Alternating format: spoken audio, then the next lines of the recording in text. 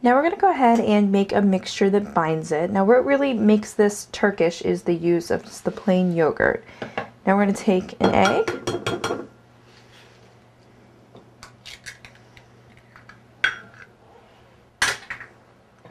some olive oil,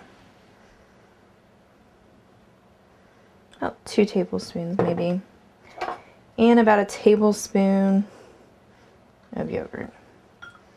And then we'll just use the spoon to crack that yolk and we'll mix it up. Now this is the mixture that we're going to brush onto the phyllo dough before we even add the stuffing.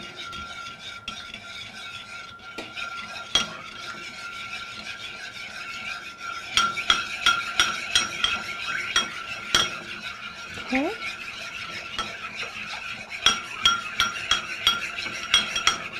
Okay, that looks good.